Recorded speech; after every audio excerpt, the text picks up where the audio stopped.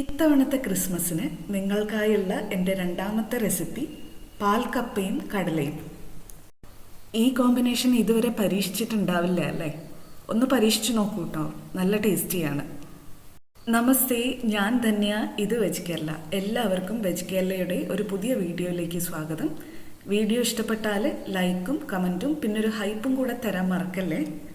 ഈ റെസിപ്പിക്ക് വേണ്ടി ഞാൻ എടുത്തിട്ടുള്ളത് ഏകദേശം 1 കിലോയോളം വരുന്ന കപ്പയാണ്. ഇത് നല്ലോണം വെന്തുടഞ്ഞ് കിട്ടുന്ന കപ്പയാണ്, വെണ്ണ പോലെ വെന്തുടയും. അതുകൊണ്ട് തന്നെ ഇത് ഞാൻ വലിയ വലിയ കഷ്ണങ്ങളായിട്ടാണ് അരിഞ്ഞിരിക്കുന്നത് കേട്ടോ. ഇത് 4-5 പ്രാവശ്യം നന്നായി നല്ല വെള്ളത്തിൽ കഴുകി നല്ല വെള്ളം തന്നെ ഒഴിച്ച് ഒരു പ്രാവശ്യം നമുക്ക് തിളപ്പിച്ചൂറ്റി എടുക്കണം. ഇതിലെന്തെങ്കിലും വിഷാംശം ഉണ്ടെങ്കിൽ ഒന്ന് പോയി കിട്ടാൻ വേണ്ടിയിട്ടാണത്. ഒന്ന് തിളച്ച് കഴിഞ്ഞാൽ അടുപ്പത്തുനിന്ന് മാറ്റിയിട്ട് അതിലുള്ള കഷ്ണങ്ങളൊക്കെ ഒന്ന് ഊറ്റിയെടുത്ത് ഒരു പ്രഷർ കുക്കറിലേക്ക് ചേർത്ത് കൊടുക്കാം. അതിലുണ്ടായിരുന്ന വെള്ളം നമുക്ക് ഉപയോഗിക്കേണ്ട ആവശ്യമില്ല, കളയാം.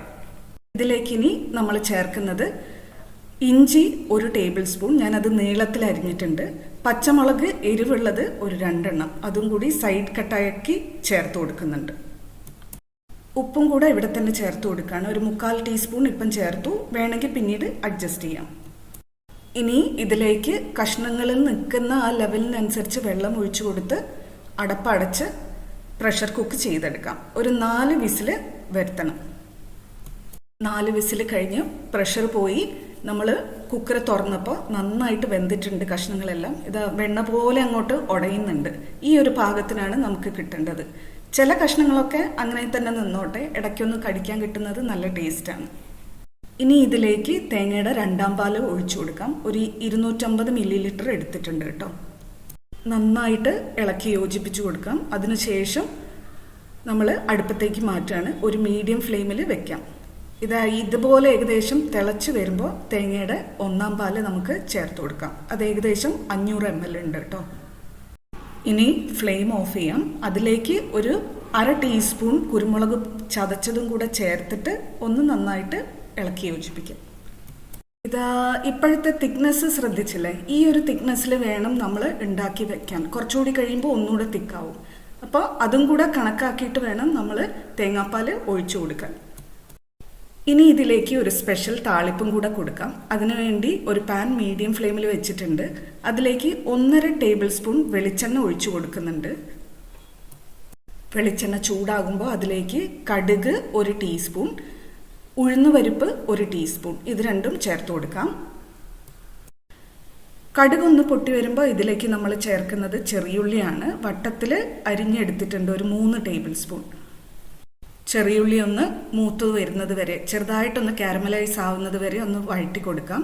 അതിനുശേഷം നമ്മൾ ഇതിലേക്ക് ചേർക്കുന്നത് വറ്റൽമുളക് ഒരു 3-4 എണ്ണം, കറിവേപ്പില 1-2 തണ്ട്, ഇത്രയും ചേർത്ത് ഒരു 5-6 സെക്കൻഡ് വഴറ്റിയ ശേഷം നമുക്ക് തീ ഓഫ് ആക്കാം. വറവ് ഒന്ന് ചെറുതായി തണുത്ത ശേഷം പാൽക്കപ്പയിലേക്ക് ചേർത്ത് കൊടുക്കാം. ഒന്ന് നന്നായി ഇളക്കി യോജിപ്പിച്ച ശേഷം നമുക്കിത് മാറ്റിവെക്കാം. ഇനി നമുക്ക് ഇതിലേക്കുള്ള കടല തയ്യാറാക്കാം. ഇതിനെ കടല വറവലെന്നോ റോസ്റ്റെന്നോ കറിയെന്നോ എങ്ങനെ എന്ത് വേണമെങ്കിലും വിളിക്കാം കേട്ടോ. കട്ടിയുള്ള ഫോമിലുള്ള ഒരു കറിയാണെന്ന് മാത്രം. ഇതിൽ ഞാൻ പറഞ്ഞിട്ടുള്ള ഇൻഗ്രീഡിയൻസിൻ്റെ മെഷർമെൻറ്റ്സ് ഒക്കെ അതേപടി ഫോളോ ചെയ്താൽ നല്ലൊരു അടിപൊളി കറി കിട്ടും കേട്ടോ. ഇനി നമുക്ക് കുക്കിംഗ് തുടങ്ങാം. ഒരു പാൻ മീഡിയം ഫ്ലെയിമിൽ വെച്ചിട്ടുണ്ട്. അതിലേക്ക് 1.5 ടേബിൾ സ്പൂൺ വെളിച്ചെണ്ണ അല്ലെങ്കിൽ ഏതെങ്കിലും വെജിറ്റബിൾ ഓയിൽ ഒഴിച്ചു കൊടുക്കാം. ആദ്യം പെരുംജീരകം ചേർക്കാം 1/4 ടീസ്പൂൺ. അതിൻ്റെ കൂടെ തന്നെ ഒരു 3-4 ടേബിൾ സ്പൂൺ തേങ്ങാക്കൊത്തും കൂടെ ചേർത്ത് കൊടുക്കാം. നന്നായിട്ട് വഴറ്റി കൊടുക്കാം. തേങ്ങാക്കൊത്ത് ഒന്ന് മൂത്ത് വരുന്നത് വരെ. അധികം ബ്രൗൺ ആക്കണ്ട, ഒന്ന് ചെറുതായി മൂത്ത് കിട്ടിയാൽ മതി. ഇടയ്ക്ക് വെച്ച് ഇതിൻ്റെ കൂടെ ഒരു 2 ടീസ്പൂൺ ഇഞ്ചി ചതച്ചതും വെളുത്തുള്ളി ഒരു 4-5 അല്ലി ചതച്ചതും കൂടെ ചേർത്ത് കൊടുക്കാം. വഴറ്റൽ കണ്ടിന്യൂ ചെയ്തോളൂ. തേങ്ങാക്കൊത്ത് മൂക്കുമ്പോഴേക്കും വെളുത്തുള്ളിയും ഇഞ്ചിയും പാകമായിട്ട് കിട്ടും.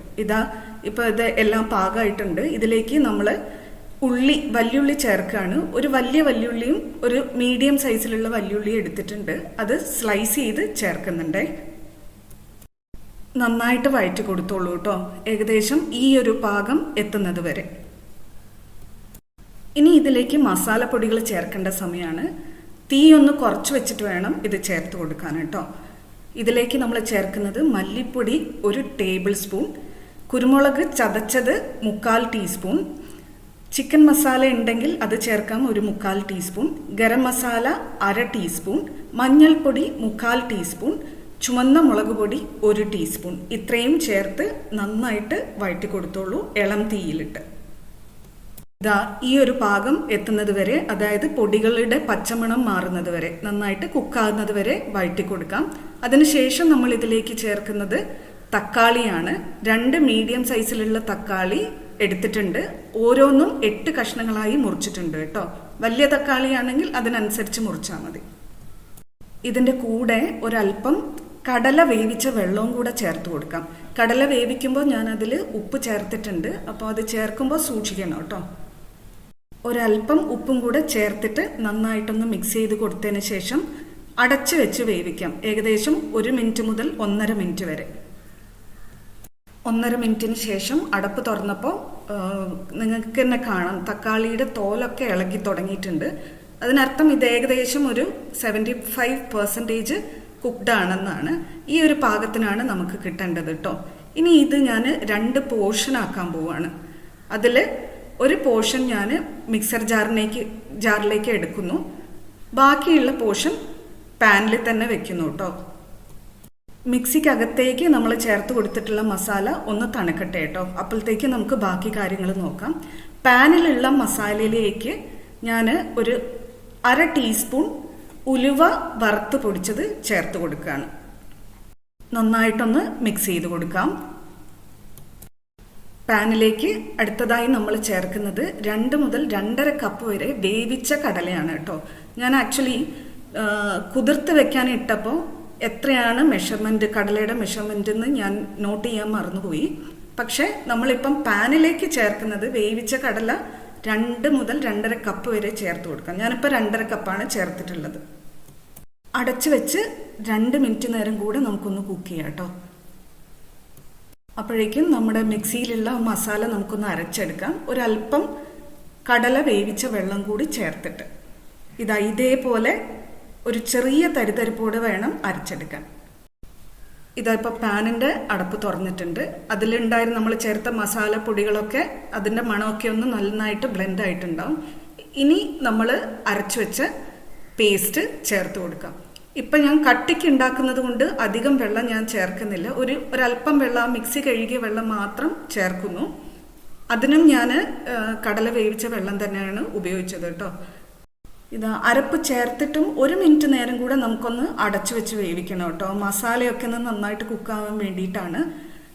തീ ഒന്ന് കുറച്ച് വെച്ച് കൊടുക്കുക, ഇല്ലെങ്കിൽ അടിയിൽ പിടിക്കും. 1 മിനിറ്റ് നേരം കഴിഞ്ഞ് അടപ്പ് തുറക്കുമ്പോൾ നല്ലൊരു സ്മെല്ല് വരുന്നുണ്ട് ഇപ്പം പാനിൽ നിന്ന്. ലുക്ക് വൈസ് നോക്കുകയാണെങ്കിൽ ഈ കറി ചിലപ്പോൾ ലെസ് അട്രാക്റ്റീവ് ആയിരിക്കാം, പക്ഷെ ഇതിൻ്റെ ടേസ്റ്റ് സൂപ്പറാണ് കേട്ടോ.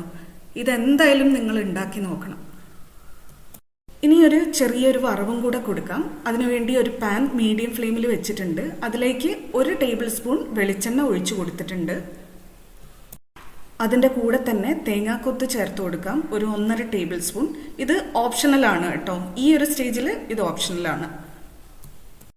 നമ്മൾ ചേർത്ത തേങ്ങാക്കൊത്ത് ഒന്ന് മൊരിഞ്ഞു വരുമ്പോൾ, ഒന്ന് ചെറുതായി മൊരിഞ്ഞു വരുമ്പോൾ അതിലേക്ക് നമ്മൾ വറ്റൽമുളകും ഒരു 2-3 എണ്ണം കറിവേപ്പിലയും ചേർത്ത് കൊടുക്കാം. ഒരു 1-2 തണ്ട്. 5-6 സെക്കൻഡ് നേരം ഒന്ന് വഴറ്റിയ ശേഷം ഈ വറവ് നേരെ കറിയിലേക്ക് ചേർത്ത് കൊടുക്കാം. നല്ല മണം വരുന്നുണ്ട് പാനിൽ നിന്ന്. ഈ കറി ഉണ്ടല്ലോ, ഒരു 4-5 മണിക്കൂർ റൂം ടെമ്പറേച്ചറിൽ വെച്ചിട്ട് കഴിക്കുകയാണെങ്കിൽ ഇതിൻ്റെ രുചി ഒന്നുകൂടെ കൂടും കേട്ടോ. അതിൻ്റെ നിറം ഒന്നുകൂടെ വർദ്ധിക്കും. ഈ 2 റെസിപ്പീസിൻ്റെയും അതിൽ പറഞ്ഞ സ്റ്റെപ്സ് അതേപടി ഫോളോ ചെയ്താലുണ്ടല്ലോ നമുക്ക് നല്ല ക്രീമി ആയിട്ടുള്ള ഒരു പാൽക്കപ്പയും കിട്ടും, നല്ല സ്പൈസി നല്ല ടേസ്റ്റി ആയിട്ടുള്ള ഒരു കടലക്കറിയും കിട്ടും കേട്ടോ. ഇതേപോലെ തന്നെ ഫോളോ ചെയ്യും. അപ്പോൾ എല്ലാവരും ഇതുപോലെ വീട്ടിലുണ്ടാക്കി നോക്കിയിട്ട് ഫീഡ്ബാക്ക് തരും, കമൻറ്റിലിട്ടാൽ മതി. Thank you for watching. Dhanya from veg Kerala.